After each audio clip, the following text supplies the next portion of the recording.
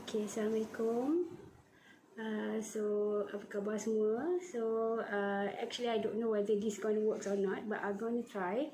Saya pun tak pasti sama ada ini actually sebab video ni pun sebenarnya saya takut you all tak boleh nak access because of limited internet access ke apa-apa, tapi apa-apa pun saya cuba buat video ni untuk kita go through juga dengan kita punya PNP, pembelajaran dan pengajaran, dengan kita punya next tajuk which is transport demand management. Okay, so you're not gonna see a lot of my face. So saya pun tak pasti nak gunakan yang mana yang baik, tapi kita cuba dulu and we'll see apa feedback pada you guys. Okay, boleh? So everybody semua safe dekat rumah? Okay, semua okay? Semua sihat? InsyaAllah, Alhamdulillah. So kita dengan start Alright. Okay, tajuk yang seterusnya sepatutnya kita akan cover for this class, which is minggu ni sebenarnya adalah transport demand management.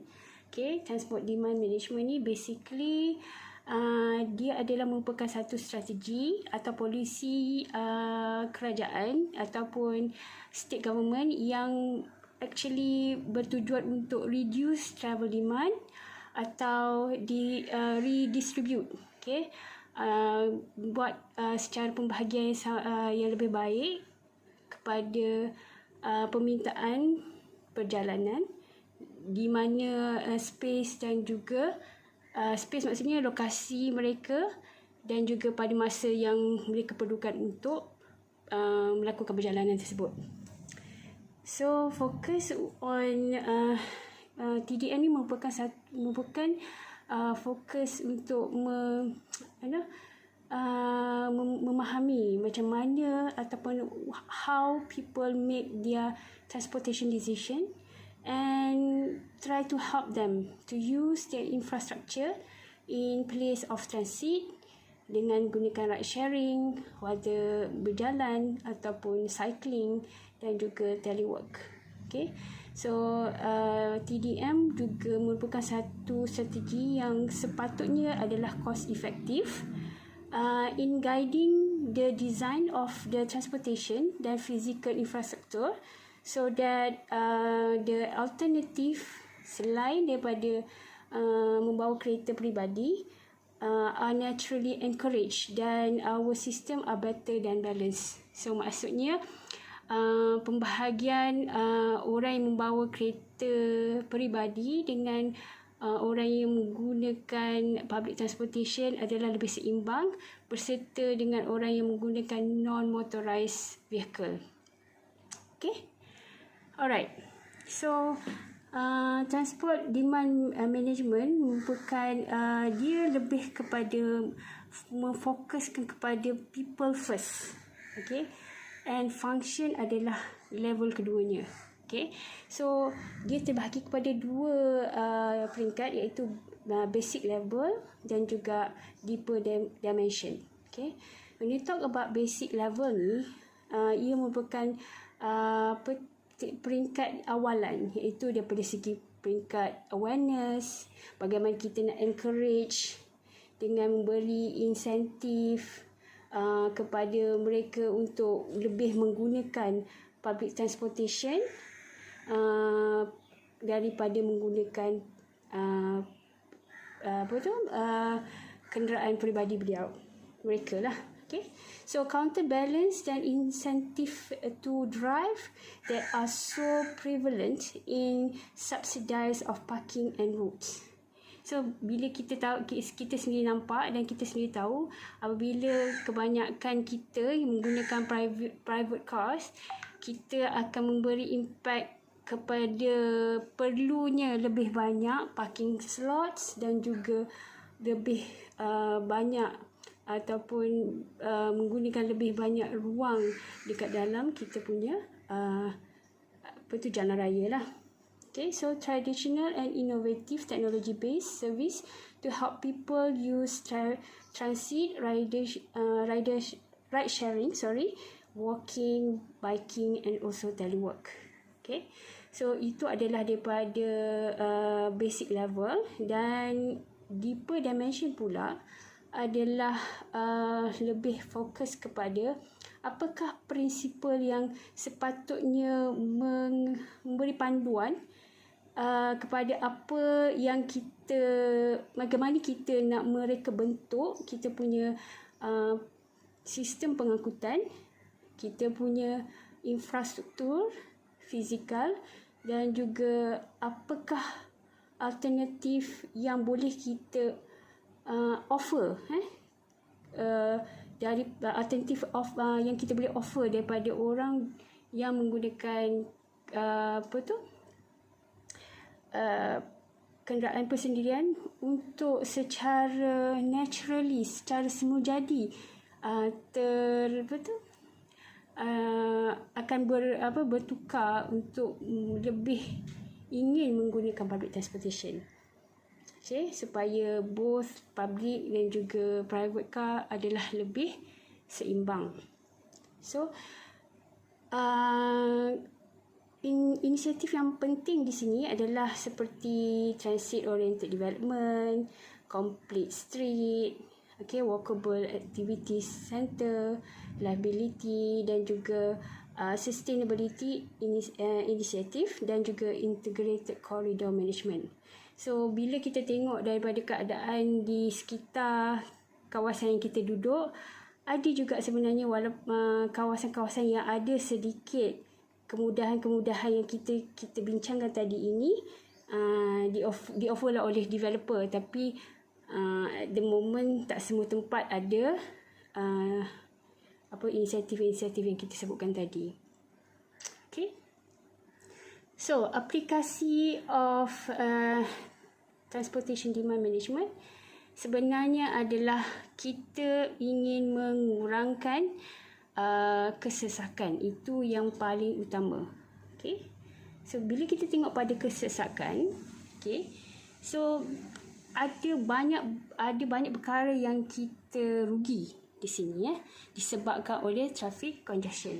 Contohnya daripada segi kos, kos untuk kita transport, cost of transporting, cost untuk kita travel, cost of business akan meningkat. Daripada segi masa pula, kelambatan untuk passenger itu sendiri, delay untuk employees untuk pergi ke tempat kerja, dan juga increase accident, itu adalah mempunyai potensi yang tinggi.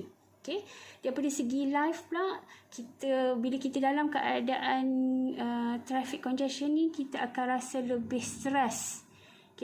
Penat tu tak boleh nak kata lah. Dan juga because of fatigue dan juga stres ni, kita mungkin lama kelamaan kita akan menjadi seorang yang depressed. So daripada segi health pula, disebabkan traffic congestion ni meningkat carbon dioxide di udara kita, dan menyebabkan kita terpaksa menghidup udara yang yang kotor, banyak pollution, banyak pula penyakit, more diseases dan juga mental tension. Itu adalah losses due to traffic congestion. So, how to reduce traffic congestion ni?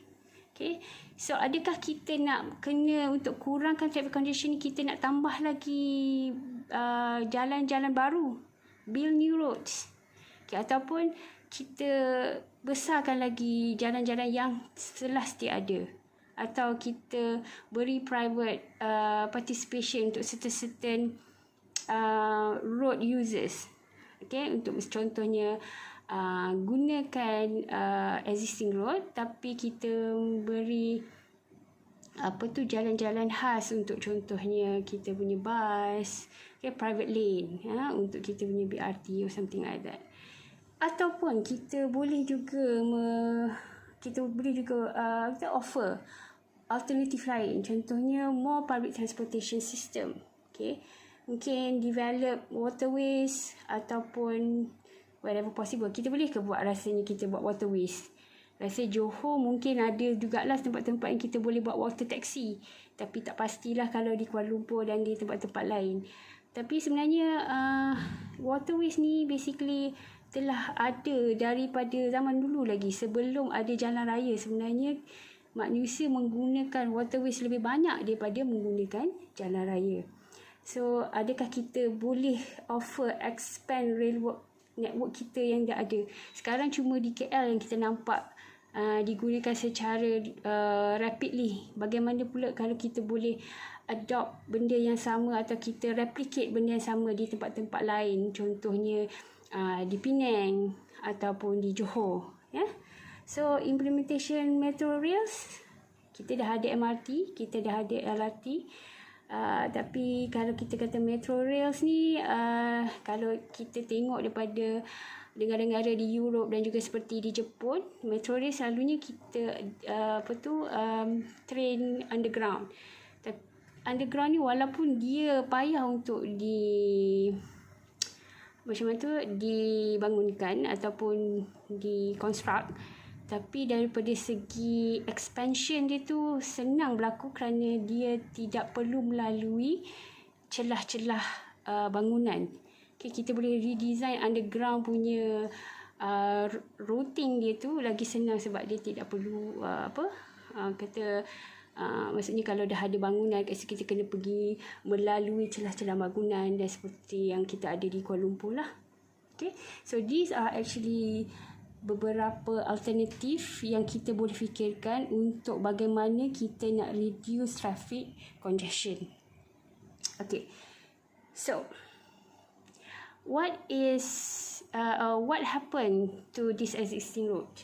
Okay, kalau katalah kita nak buat road yang baru, kita nak buat route perjalanan yang baru. So apa berlaku dengan yang dah ada sekarang ni?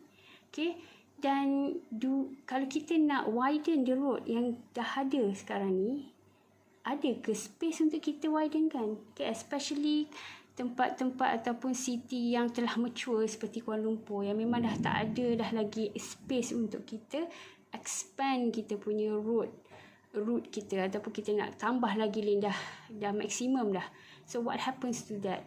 Okay, and then is it feasible? Okay, what happens to the existing roads? Contohnya kalau katalah kita nak offer new mode transportation, for example dekat kawasan Ampang. Okay, kat kawasan Ampang kita tengok ada certain kawasan tu memang tak ada LRT, tak masuk lagi. So kita expand kan kita punya station, kita tambah lagi route untuk LRT kita. Tapi adakah itu akan solvekan masalah? Okay, apa terjadi kepada bas-bas yang sekarang ni servicing that area? Okay, bas-bas operator ni macam mana? Okay, adakah dia akan at the end of the day tak jadi relevan lagi? Okay, and then do we have enough resources to develop new modes? Okay, contohnya tadi kalau kita nak offer LRT services dekat kawasan yang tidak ada sebelum ni, kita ada bajet tak? Okay, and then bajet tu must be including bukan saja bajet untuk membina tapi bajet untuk maintain. Okay, sebab kita pun tahu when we talk about public transportation is not a cash cow, which is dia bukan satu sektor yang orang kata yang ada keuntungan yang tinggi. Okay, it's not a profit sector, basically is more towards keperluan. Okay, kalau Asia, kalau air transportation tu is a different punya business model. So itu memang very profitable. Okay, so we have to think about these questions before we able to decide mana satu yang baik untuk kita kita gunakan sebagai satu solution tempat yang kita fikirkan perlu ada penambahbaikan. Okey, kita tengok lagi vicious loop of traffic congestion. Okey, ini perkara yang biasa kita tengok. Bila ada traffic congestion, kita akan public akan start rasa tertekan, dan untuk that's why bila public rasa tertekan, kita terpaksa increase capacity. Bermakna kita perlu kurangkan congestion tersebut dengan kita offer new capacity, which is dengan jalan baru, mungkin highway, ataupun kita nak widen the road. Okay, bila kita dah offer new capacity pula, startlah urban sprawl. Okay, sebab orang kata, oh kita dah ada highway, kita boleh duduk jauh sikit, mungkin kita duduk dekat Nilai ataupun duduk di Melaka dan kerja di Kuala Lumpur. So disebabkan urban sprawl berlaku disebabkan oleh capacity of kita punya road telah ditambah. Okay, dan bila ada urban sprawl, maka average length of mobility has increased. So lagi banyak orang mobile, bagi banyak orang travel. Okay, dulu travel mungkin dekat walaupun traffic, mungkin daripada segi time of travelling memang tinggi, tapi dia punya jarak to travel is near, mungkin dalam 5 km. Tapi sekarang ni disebabkan ada new capacity of road yang disediakan, jadi kebanyakan dari kita akan memilih untuk beli rumah di luar bandar. Bila di luar bandar, jadi kita perlu travel dengan jarak lebih jauh. So that's why average length of mobility has increased. Bila average length of mobility increase, number of movement pun akan bertambah. Okay, number of movement akan increase juga. Okay, disebabkan number of movement ni akan increase, sebab ramai orang akan kita belilah rumah di luar bandar, tapi kita travel pergi kerja every day. Sebab dekat rumah luar bandar ni selalunya harganya pun lebih murah. So bila ramai orang beli rumah di luar bandar, tambah pula jadi dia punya number of movement pun bertambah, jadi balik congestion. Okay, so benda ni akan berpusing. Itu yang dipanggil vicious loop of traffic congestion.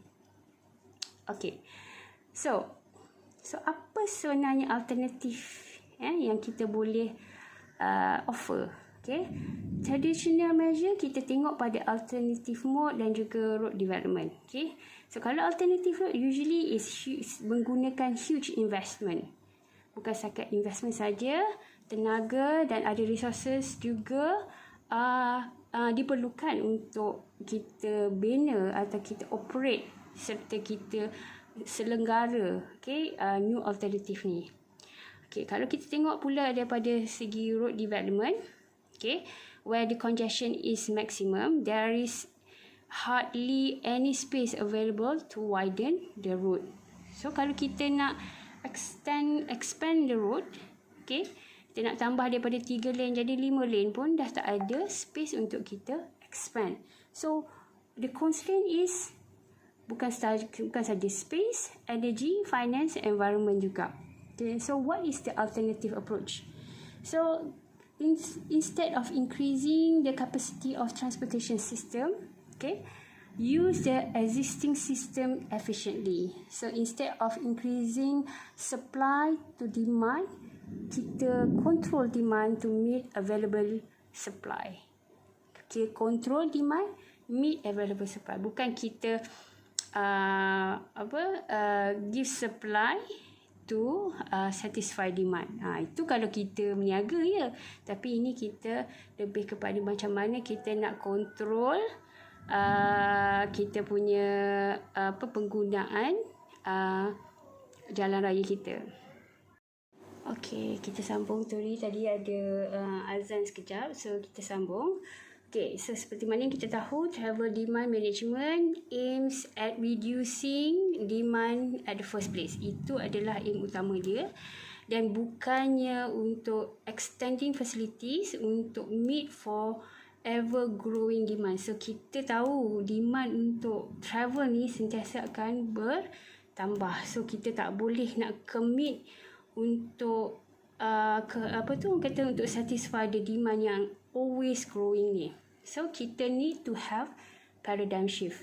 Okay, so maksudnya kita kena tukar paradigm daripada kita predict ataupun kita forecast what is going to be the next travel demand in future, and then after that kita provide, kita kena change that kepada kita predict, and then kalau boleh kita cari jalan untuk kita prevent supaya ia menjadi lebih teruk. So bagaimana, what is the congestion reduction ataupun congestion reducing measures yang kita boleh apply di sini. So ada supplies daripada supply side, dan juga ada juga kita boleh tengok daripada demand side. Okay, daripada supply side kita boleh tengok, kita boleh tambahkan efficiency use of existing facility. So kita fokus, kalau kita dah ada road banyak macam ni, kita dah ada this much of public transportation, bagaimana kita nak gunakan sistem dan juga perkhidmatan ni secara optimum. Okay, and then increase the supply. Kalau perlu kita tambah the existing system yang kita dah ada, bukannya kita kita establish ataupun kita offer new kind of mode of transportation. Okay, so daripada demand side pula, kita boleh tengok daripada bagaimana kita nak manage the existing demand yang dah ada. Okay, and then kita try to control the growth of the demand. Okay, kita boleh, walaupun dia sentiasa growing, the demand sentiasa growing, kita boleh control. So how do we do that? Okay, and then how do we cut down the existing demand? Maksudnya kalau ramai sangat yang menggunakan jalan raya at the moment, macam mana kita nak balancekan? Okay, instead of semua pakai private vehicle, macam mana kita nak bahagikan supaya ia lebih harmonis? Okay, jumlah yang pakai private dengan jumlah yang pakai public transport. Okay, so transport demand management measures pula ada terbahagi kepada 3 kategori, iaitu first kali adalah pull measure. Maksudnya kita manage the existing demand. So maknanya sekarang ni kita predict dan kita try to manage permintaan perjalanan yang sedia ada dengan control the growth of demand, and then cutting down the existing demand. And then another one is push measure. Push measure ni pula is lebih kepada increasing vehicle occupancy, influencing time and need of travel, create deterrence by introducing charges, and then impose a restriction, and then after that kita boleh juga buat land use and urban planning. Maknanya dia lebih kepada harsh side of bagaimana kita nak control. Maknanya instead of kita encourage people untuk lebih suka menggunakan non-motorized disebabkan contohnya kita ada kesedaran, kita tak nak tambahkan pollution di udara kita pakai non-motorized, mungkin kita akan berjalan, ataupun mungkin kita akan lebih carpool. Okay, kita guna harsh measure, gunakan push measure ni dengan kita paksa orang jangan pakai. Contohnya kita, siapa-siapa yang pakai kereta nak masuk ke kawasan bandar kena bayar tol. Contoh macam di Singapura, kalau nak masuk je mesti kena bayar ERP. Ataupun contohnya kita akan naikkan harga kereta. Okay. Ataupun kita contohnya kita impose daripada segi naikkan harga parking, macam itulah. Okay, contohnya dari segi paksa, bukannya daripada segi encourage. Okay, so in demand side kita pula is reducing the vehicle by model change, high occupancy of vehicle. So maknanya kita tukar, kita try to change people punya mode of travelling. Okay, daripada menggunakan for example taxi atau for example ride sharing, which is satu kereta 2 orang lah dengan driver kan, kepada high occupancy of vehicles. Contohnya bus, okay, BRT ataupun train. Okay, and then redistributing the vehicle by changing time and space of travel. So maknanya that's why kita pernah bincang sebelum ni, kita kena ada harmonized distribution of different mode of transportation. Contohnya kalau main route ke bandar, kita dah ada LRT, MRT, kita tak perlu lagi ada bas yang pergi ke bandar dengan menggunakan route yang sama. So itu akan menyebabkan ada high persaingan yang tinggi, okay? High competitive in between these different modes. So apa yang perlu kita buat is actually macam mana kita nak complement each different mode of transportation, complement each other. So that means the main the main road yang akan ke bandar, okay, mungkin guna LRT ataupun MRT, tapi kena ada sufficient shuttle bus, okay, sufficient kind of like transportation untuk first mile dengan last mile tu, okay, so that the transportation from A to B tu, okay, perjalanan daripada point A to B tu akan nampak seamless lah, akan rasa lebih seamless, okay, tak ada apa kata sekatan lepas ada sampai hujung dekat stesen akhir, terpaksa pula berjalan kaki 5 minit untuk cari bas.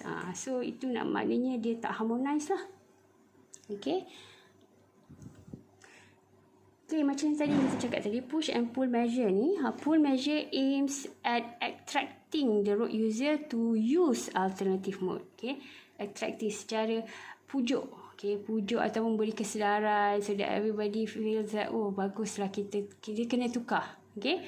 Whereas push measure lebih kepada memaksa car user bertukar kepada mode yang mereka sebenarnya terpaksa tukar kepada mode yang mereka tak suka sebenarnya, disebabkan kita tambah restriction ataupun tambah kekangan-kekangan seperti tambahkan kos mereka, lagikan susah untuk mereka memiliki private cars contohnya. Itu cara dia push and pull measure.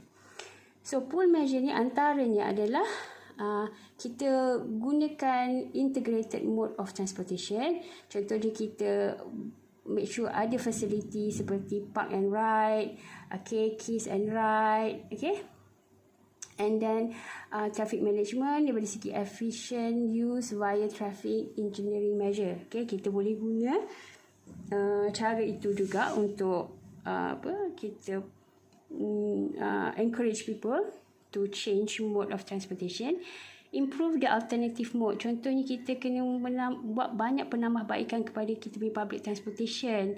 Okay, make it more attractive, make it more comfortable, make it more efficient dan juga make it more safe. Okay, for those yang nak naik public transport.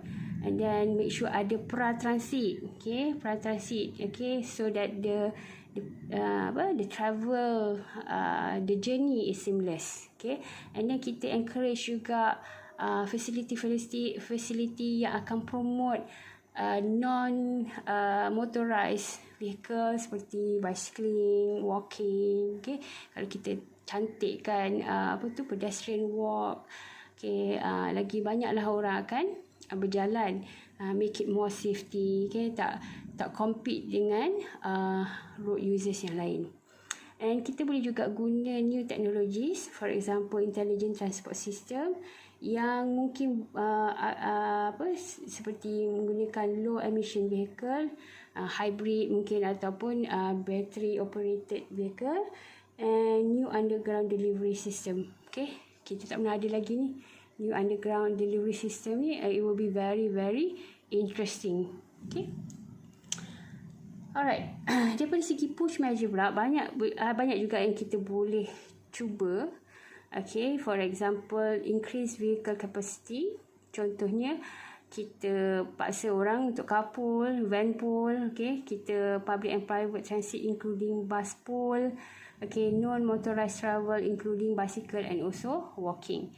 Other thing is actually kita influence the time and need to travel. So compress work week in work employees work for full 40 hours a week, okay, and then fewer than typical 5 days. So maknanya dia kira berapa lama kerja dalam, maksud dalam seminggu 40 jam. Yang penting 40 jam. Pukul berapa sampai, pukul berapa balik, terpulang. Yang penting dalam seminggu 40 jam kerja.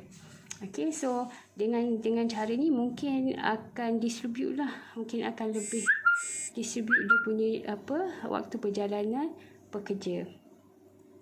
Flexibility schedule which is allow employees to shift their work start and end, maksudnya start time and end time, and thus the travel time to less congested times of the day. So tak adalah semua orang akan travel at the same time, which is from 6 to 8. Okay, mungkin disebabkan flexibility of working time.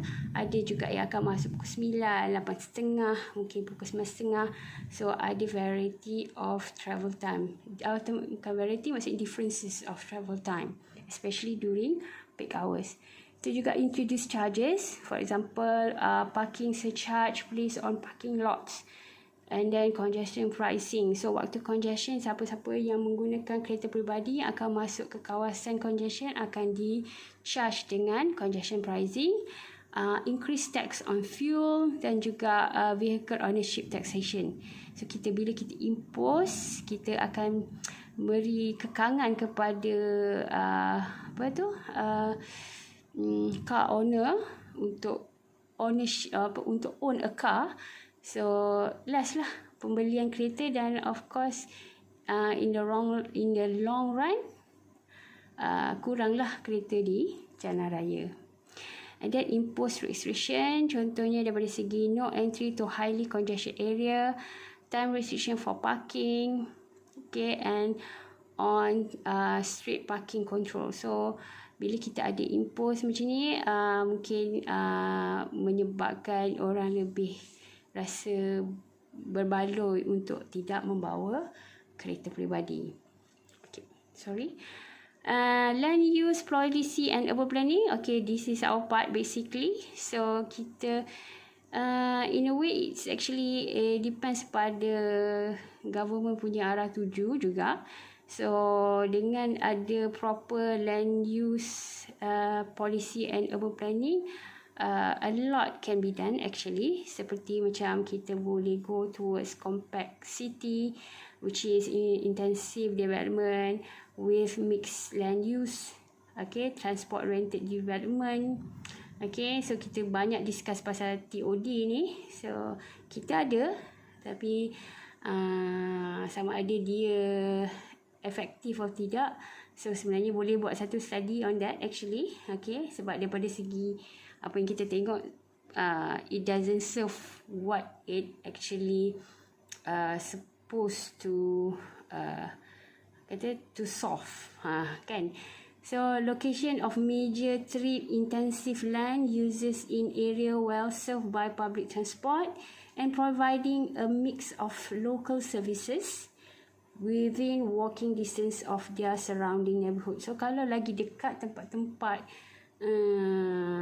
seperti contoh di kedai, contohnya mall, okay, lebih kalau is in within the walking area, so lebih akan menyebabkan dia tak perlu bawa kereta.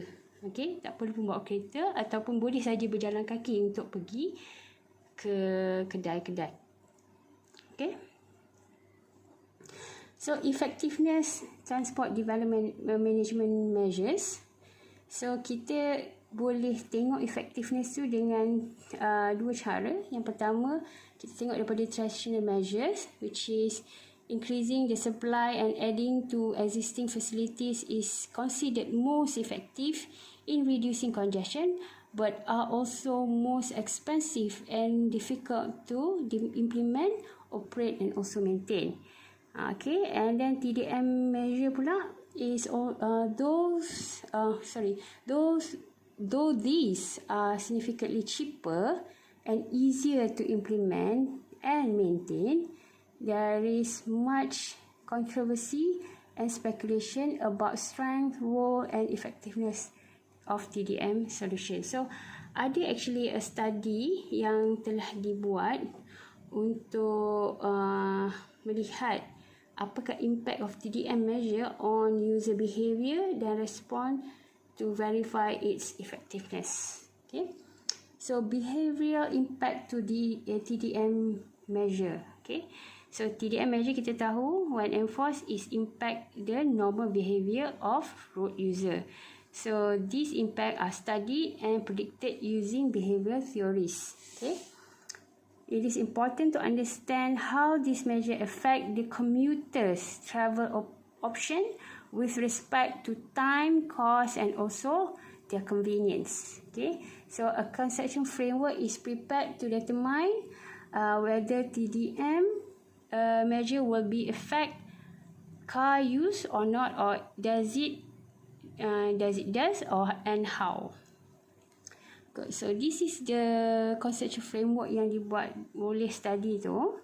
So, dia tengok macam mana, okay, dia punya aim adalah tengok macam mana TDM punya measures will impact, adakah dia memberi kesan kepada car users ataupun tidak.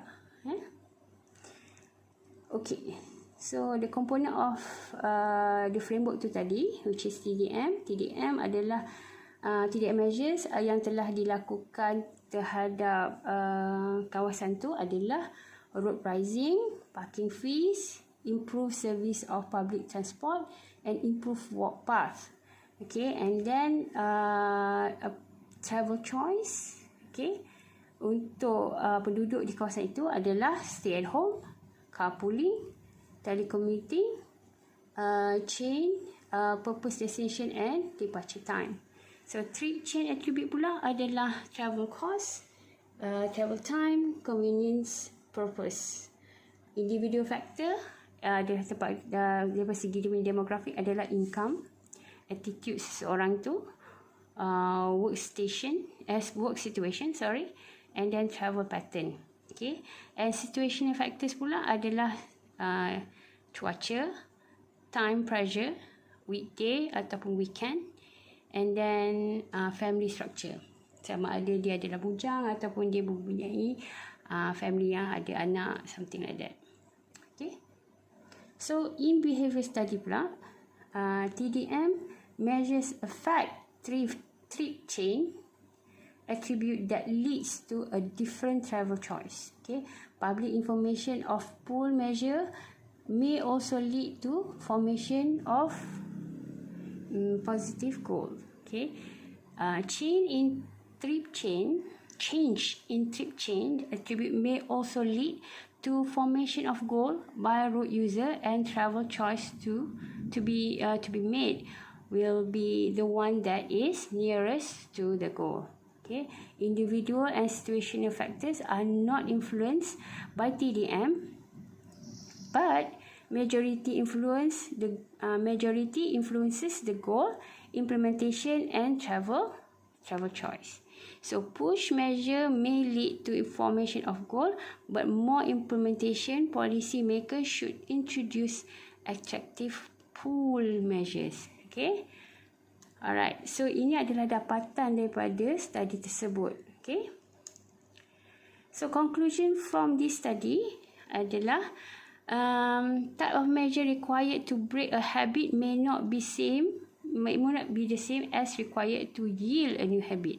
Okay, so maksudnya untuk kita break habit, tak boleh guna cara yang sama untuk kita encourage new habit.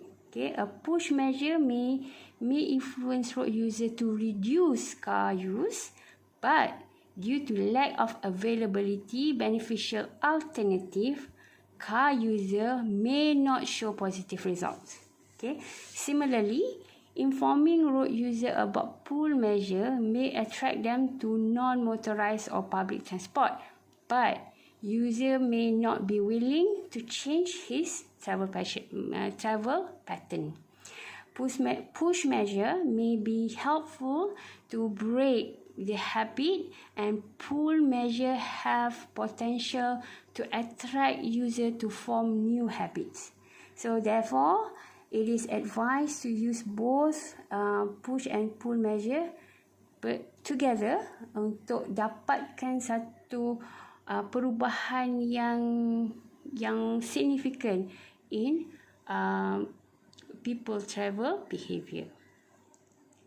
So as a conclusion, we can say that travel demand management measure can be effective in reducing congestion if implemented properly. Okay, depends sama ada kita macam mana kita nak implement tu akan mempengaruhi sama ada TDM measures tu akan efektif atau tidak. Okay, not only the choice of measure but also the extent to which the measure be applied is crucial for effectiveness of the measure. Okay, so yang penting bukan apa yang di measure, tapi macam mana kita nak extend, okay, dan bagaimana measure tu digunakan. Itu adalah lebih penting. Okay, a combination both pull and pull measure yield better result in car use reduction than individual measures. Okay, so sebab in the real situation, tak ada satu solution yang good for all. Sometimes kita perlu different solution for different type of people, different places, location, and then different situational. So that's why both push and pull measure need to be used together so that it can give more ataupun better solution untuk mengurangkan traffic congestion atau untuk menambahkan promote untuk penduduk bertukar travel mode daripada kenderaan persendirian kepada mode-mode yang lain, contohnya public transportation, non-motorized dan yang sebagainya. Okay, alright. So for this one, basically, saya bercadang untuk you guys buat satu value proposition canvas. Value proposition canvas ni dibentuk macam ni. Okay, so this is basically you have to put, this is your customer. Customer ni adalah lebih kepada contoh kita bayangkan customer tu adalah road user lah. Okay, our potential bukan our potential customer, which is our road user, and this is what we have, this is what we going to offer to them. So bila kita cakap value proposition ni, lebih kepada apa yang kita offer tu mestilah apa yang customer ataupun road user mahu. Okay, that's why a lot of new services sometimes dia tak boleh stay. Okay, tak boleh sustain sebab dia tak basically really give the solution yang tepat kepada apa yang customer nak. Okay, so apa yang penting kat sini when we talk about value proposition, kita kena identify dulu sebenarnya apa sebenarnya customer punya kerja harian. Maksudnya apa yang dia buat. Okay, kalau dia travel macam mana? Pukul berapa? Pergi mana? So kita kena tengok. Okay, what is the customer's job? Okay, dia nak pergi kerja ke? Dia naik public transport tu ataupun dia naik transport tu sebab dia nak buat apa? Okay, and then kita tengok juga study apa sebenarnya customer punya pain. Okay, bila dia keluar travel, dia terpaksa keluar dengan keadaan yang sesak, susah nak cari parking. Okay, apa lagi, apa pain dia? Mungkin daripada segi susah nak tahu nak macam mana nak pergi jalan, kadang-kadang sesat. Okay, itu yang kita kena identify. Dan kemudiannya kita kena tahu apa yang dia nak. Selalunya apa yang dia tak dapat, yang dia rasa pain tu, itu yang dia bila kita apa, dia dapat solvekan dia punya pain tu, itu adalah dia punya gain. Okay, so apa yang kita kena buat adalah kita kena give satu solution, okay, satu servis baru yang boleh menjadi, contohnya kalau dia punya gain, kita kena buat apa yang kita rasa boleh menyebabkan dia attracted untuk pakai servis kita. Okay, and then kalau kita tengok pada gain pain dia, apa yang dia rasa suffer selama ni, okay, kita try to bagi dia pain relief, so that bila dia menggunakan sistem kita atau dia menggunakan servis kita, dia tak ada lagi masalah pain ni. Okay, so and then kita kena make sure produk dan services kita ni sebenarnya sesuai dengan apa yang dia buat. Okay, so ini yang dikatakan value proposition canvas. Okay, ini adalah example. Okay, contoh example of value proposition canvas. Okay, just imagine katalah ini adalah customer kita, okay, ataupun kita lah, kita. And then kita ni kerja kita adalah actually kita nak pergi satu tempat, dan please bawa lah kita, kalau kita nak pergi tempat A, kita nak sampai ke tempat tu, so get me where I need to go. Okay, and then at the same time janganlah sampai pollutekan udara ataupun pollute our environment. Please take care of the environment. And then kita punya pain, okay, adalah kita selalu terpaksa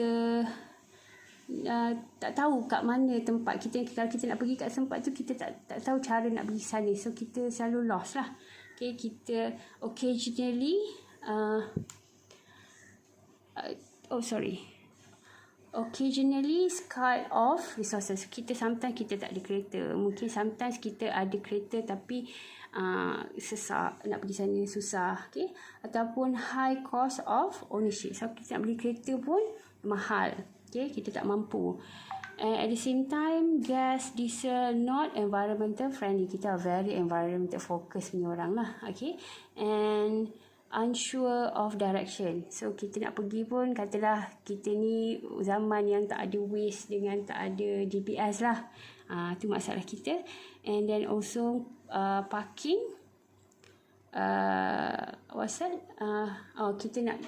kita ada masalah parking hassles, kita tak boleh nak dapat tempat parking yang senang, dengan cara senang. Okay, so apa yang kita buat, kita sebagai planner, okay, transport planner, okay, kita kena fikir macam mana kita nak bagi sesuatu yang boleh menjadi pain relief kepada pain yang dihadapi oleh road user, okay, apa ni lah, orang ni, macam tu lah maksudnya. And then macam mana kita nak make sure that dia boleh buat apa dia punya kerja, okay. And then at the same time, apa yang extra yang dia boleh dapat bila dia menggunakan kita punya services. Contohnya, tadi saya tak ada mention okay, contohnya gain dia, dia apa yang dia nak adalah dia boleh, kalau kita nak pergi satu tempat tu, dia nak arrive quickly and as soon as possible. Okay, and of course bila dah sampai sana dengan keadaan yang selamat, very comfortable, and juga ada privacy. Okay, macam tu. And then kita create lah apa yang dia nak tu, kita try create. So antara yang kita boleh create untuk serve dia punya gain ni, kita mungkin boleh dapatkan guna GPS. So kita boleh find quickest way, because dia nak pergi dan dia nak sampai ke tempat tu as soon as possible. And then kita make sure that it is autonomous maksudnya tak ada driver. So it is private and very comfortable, apa yang seperti mana yang dia nak lah. And then productive travel time, so dia akan dia akan serve pada waktu dan masa yang kita perlukan. And at the same time, choose from multiple vehicle type, so kita customer kita ni boleh pilih. Kalau kata dia nak contohnya nak kereta MPV ke, nak kereta kecil ke, nak kereta Mercedes ke, kereta Porsche ke, kita ada bagi choose of variety vehicle type. Okay, so these are the service, okay, yang kita boleh bagi untuk serve masalah tu. So yang paling penting kalau kita nak actually benda ni kita boleh apply kepada kita punya planning sebenarnya, okay, transportation planning. So kita jangan offer sesuatu yang kita assume customer nak. So sebab customer ni pun kita tak boleh nak serve semua customer, maksudnya kita tak boleh nak serve semua orang, okay, sebab semua orang tak mempunyai keperluan yang sama. So kita kena tengok segmen orang yang macam mana yang kita nak serve, dan majority segmen orang yang macam mana yang kita boleh serve untuk solvekan the most, okay, solvekan the majority of masalah public transport ataupun road road congestion, okay, di kawasan kita. Alright, so itu saja. Saya actually dah siapkan sediakan satu slot untuk you exercise buat value proposition canvas, okay. Try to figure out what is our customer segment yang kita nak address. Kita try to tengok apa dia punya kerja dia, keperluan dia, dan masalah yang dihadapi oleh segmen user ni, okay. And then I nak you try to come out. This is not ini contoh saja. So you boleh come out dengan apa saja services. Mungkin tak ada lagi zaman sekarang, tapi it depends on your creativity, okay. Apa services yang bersesuaian untuk kita offer kepada user ni, so that at the same time dia akan dapat reduce masalah dia untuk travel, and at the same time reduce masalah kita punya traffic congestion. Okay, alright, okay, itu saja. So I hope you can start your. Saya rasa ini assignment atau exercise yang sangat mudah. So saya harap you boleh siapkan dan submit lah before. Saya bagi masa seminggu. So by end of next week, saya hope dah ada dekat dalam kita punya assignment slot. Okay. Alright, so terima kasih. Take care everyone. Stay safe. Okay, jangan keluar rumah. Stay at home. Work from home. Okay, and insyaAllah panjang umur, murah rezeki. Kita jumpa lagi. Assalamualaikum.